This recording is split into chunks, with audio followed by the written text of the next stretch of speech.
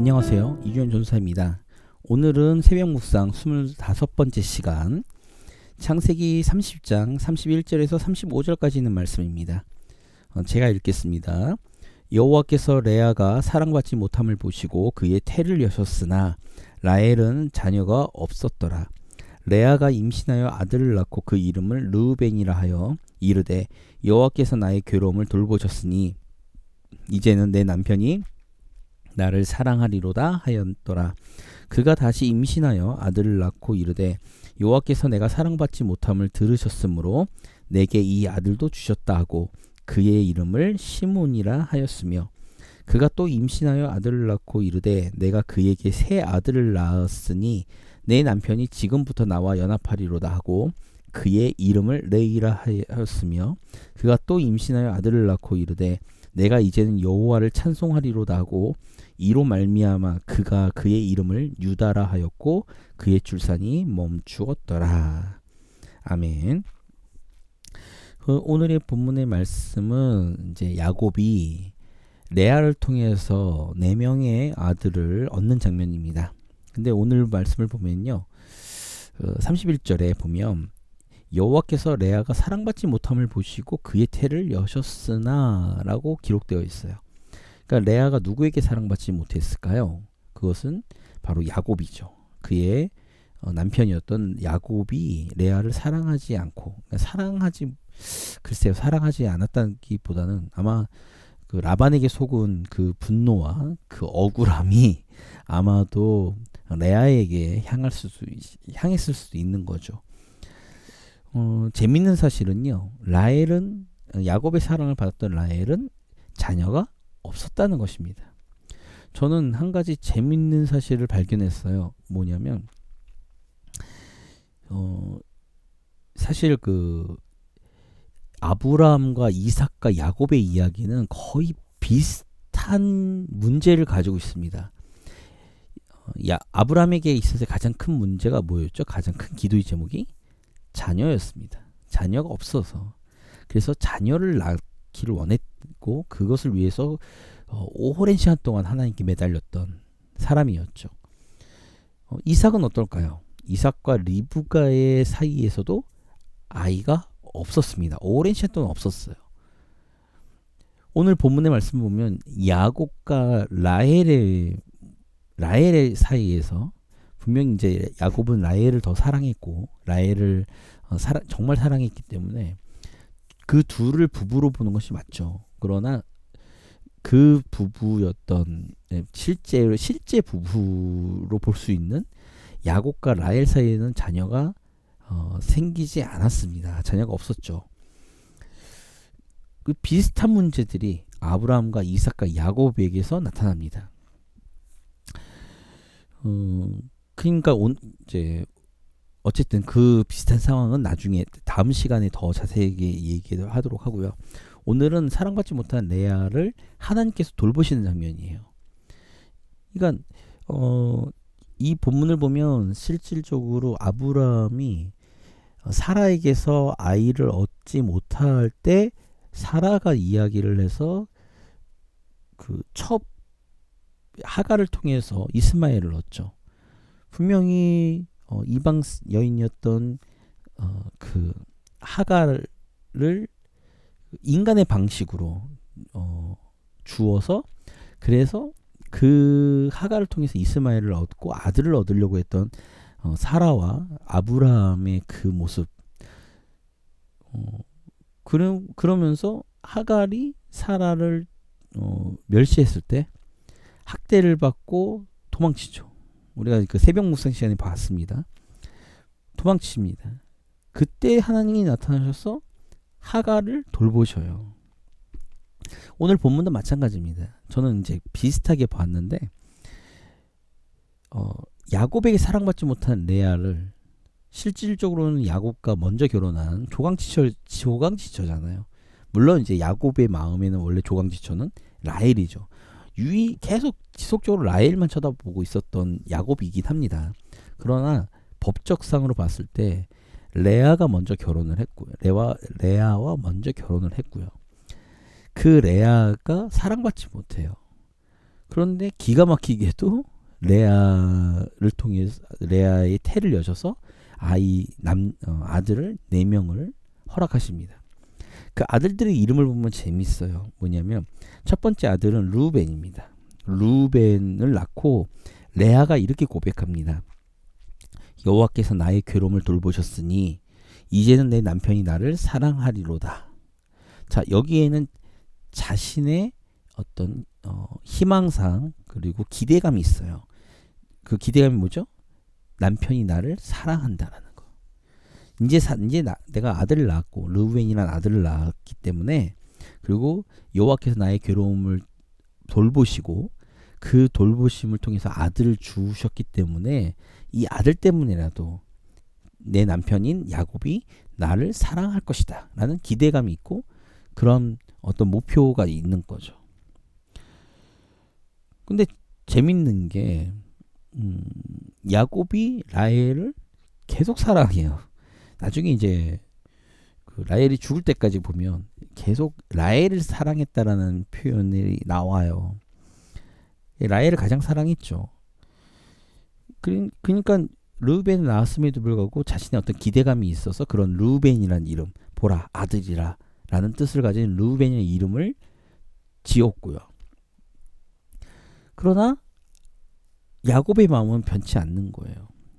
그래서 33절에 보면 그가 다시 임신하여 아들을 낳고 이르되 여호와께서 내가 사랑받지 못함을 들으셨으므로, 자, 내가 처음에 르우벤을 낳았을 때 내 남편이 나를 사랑하리로다라는 기대감과 그 기도 제목이 있고 그러한 어떤 목표점이 있었다면, 두 번째 아들인 시므온을 낳았을 때 시므온의 뜻은 들으심입니다. 그러나 내가 사랑받지 못함을 들으셨고 여호와께서 그리고 이 아들을 주셨다라는 거죠. 그래서 아직도 레아는 자신의 어떤 목표인 야곱의 사랑을 받지 못하고 있습니다. 우리가 그것을 통해 이 33절의 말씀을 통해 우리가 유추할 수 있죠. 그러나 재밌는 거는 처음에 루벤이라는 뜻은 보라 아들이라. 그럼 이 루벤이라는 이름은 누구를 향한 것? 야곱에게 향하고 야곱에게 이야기하는 거예요. 그러나 둘째 아들인 시므온 들으심이라는 것은 하나님을 향한 고백, 어떤 그 하나님의 어떤 뭐랄까요? 어떤 하나님을 향한 고백인 거죠. 이게 오늘 보복되죠. 자, 세 번째 아들의 이름을 보면요. 세 번째 아들의 이름은 우리가 잘 알듯이 레이입니다. 자, 레이의 뜻은 연합입니다. 자, 그러면서 34절에 이렇게 고백해요. 내가 그에게 새 아들을 낳았으니 내 남편이 지금부터 나와 연합하리로다. 자, 그 전에는 사랑해주기를 원했고 사랑받기를 원했어요.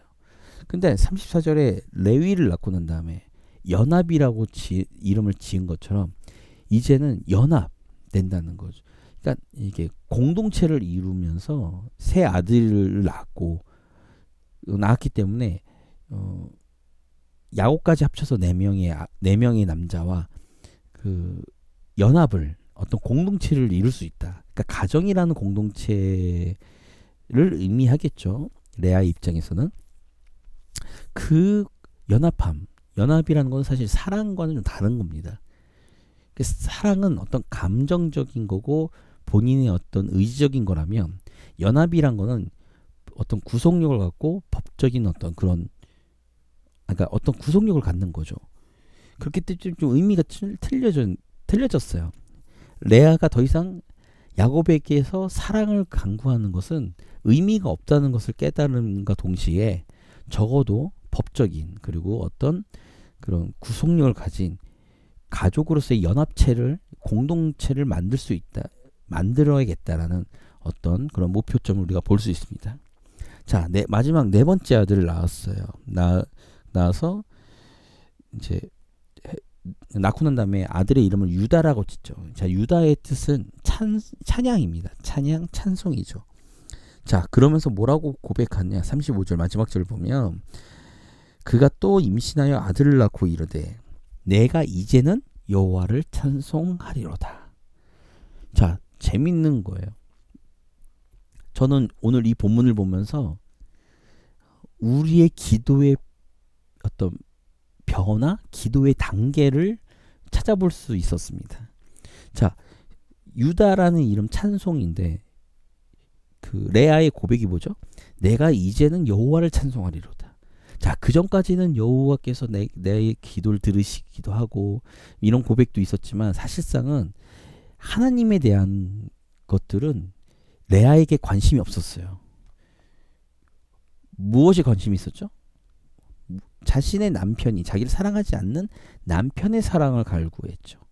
남편의 어떤 의무를 남편을 얻으려고 했었습니다. 그런데 마지막에는 여호와를 찬송하는 걸로 끝나요. 그러면 유다를 낳고 난 이후에 유다라고 이름 짓는 아들을 낳고 난 다음에 레아의 마음은 더 이상 자신의 사랑, 야곱에게 사랑을 남편에게 사랑을 받는 것을 이제는 더 이상 자신의 인생의 목표로 삼지 않았다는 것을 의미합니다. 이제는 하나님께로 향하는 거죠. 하나님께로 향하고 하나님을 향한 고백과 찬양을 부르기 시작을 하는 겁니다. 자, 보세요. 처음에 르우벤을 낳았을 때는 자신의 욕망과 자신의 어떤 기도의 제목과 목표점과 인생의 어떤 갈급함이 있었어요. 인생의 문제에 있어서의 갈급함이 있었어요. 지극히 자기 자신에 대한 욕구죠. 욕구와 욕망과 자신의 어떤 개인적인 그런 기대치, 목표치 이런 것들이 있었죠. 두 번째 시몬을 할 때 그래 내가 내 지금의 모습을 하나님은 들으셨고 하나님은 알고 계셔. 나의 기도를 하나님은 들으셨어. 라는 그런 고백이 되는 거죠. 세 번째는 그래 적어도 나는 연합할 수 있고 내 그 진짜 목표 사랑을 받는 것을 내가 원하는 것을 하지 못하지만 그 적어도 그 비스무리한 것들은 얻을 수 있어. 마지막은 여호와를 찬송하는 거죠. 이제 내가 이제는 여호와를 찬송하리로다. 그러면서 하나님께로 향하는 겁니다. 그러니까 우리의 기도도 이렇게 변화하는 거예요. 처음에는 내가 원하고 내가 갖고 싶고 내 기도의 제목들을 하나님께 아뢰고 그것을 내 삶 속에서 하나님께서 실현시켜 주시기를 기대하면서 기도하죠. 하나님께 매달립니다. 우리의 신앙이 그런 모습으로 시작하는 거죠. 그러면서 우리는 점차 변해가는 거예요. 때로는 하나님께 원망도 하지만 때로는 내 기대치에 못 미쳐서 실망도 하지만 결국에는 내 그 욕망과 욕구와 내 어떤 기대치와 내 기도의 제목, 나를 향한 이 땅에서 필요한 것들을 추구하는 우리의 모습에서 점차 하늘의 것을 바라보고 아니 하나님 한 분을 바라보고 하나님 한 분만으로 만족하는 우리의 신앙의 모습으로 변해간다는 것. 그래서 저는 오늘 본문에 창세기 29장 31절에서부터 35절까지 있는 말씀을 보면서 느낀 게 뭐냐면 하나님이 비록 사랑받지 못하는 레아였지만 그를 하나님이 돌보시는 하나님이 그를 긍휼히 여기시는 그 장면과 레아가 점차로 자신의 신앙이 하나님께로 향해 가는 신앙의 성숙의 단계를 우리의 기도의 변화, 기도의 단계를 우리는 오늘 본문을 통해서 볼 수 있다라는 거죠. 그래서 우리의 기도는 그렇게 변해간다는 겁니다. 우리가 더욱더 깊이 있게 하나님께 기도하고 우리의 신앙의 연수가 길어지고 우리가 온전하게 하나님을 바라보고 있다면 우리의 기도는 점차 변해가고 우리의 신앙도 그렇게 이 땅의 거에서 하늘의 것으로 내 개인의 삶과 내 개인의 어떤 기도의 제목에서 하나님의 나라와 하나님의 것으로 변해가고 궁극적으로는 하나님을 찬양하고 하나님의 이름을 높이는 그런 모습으로 우리가 변해간다는 것이죠. 그렇기에 우리의 신앙은 우리의 어떤 신앙생활과 우리의 믿음의 어떤 행동들은 우리가 여전히 꾸준히 할 필요가 있다라는 거죠. 그것이 비록 미성숙한 단계일 수 있고 내 자신만 바라보는 굉장히 이기적인 모습일 수도 있지만 그것들이 점차 하나님의 은혜 가운데 하나님의 그 은혜를 맛보고 하나님의 긍휼을 경험하면 할수록 우리의 신앙과 우리의 믿음은 우리의 기도는 하나님의 것으로 바뀌어 간다라는 것입니다. 그래서 모든 것은 하나님이 우리 가운데 역사하시고 인도해 가신다는 것을 우리가 깨달아야 되는 거죠. 그렇기에 레아를 돌보시고 레아의 기도를 들으시고 레아에게 긍휼과 하나님의 그 은혜를 베푸신 그 모습이 오늘 우리 삶 가운데도 나타나기를 간절히 바랍니다. 우리는 하나님의 은혜가 아니고 살 수가 없습니다. 그래서 저는 이제 그 찬양을 되게 좋아해요. 오직 예수뿐이라. 그래서 은혜 아니면 내가 살 수가 없고 뭐 호흡마저 다 주님의 것이고 뭐 이런 고백한 찬양이 있잖아요. 저는 그 찬양이 오늘 우리의 고백이 되기를 간절히 소망합니다.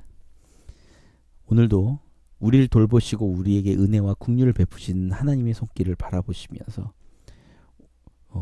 우리가 더욱더 하나님을 찬양하고 하나님의 이름을 높이는 우리의 성숙한 신앙이 되기를 바라면서 오늘도 하나님의 그 은혜 가운데 하나님의 인도하심 가운데 승리하시기를 주님의 이름으로 기도합니다.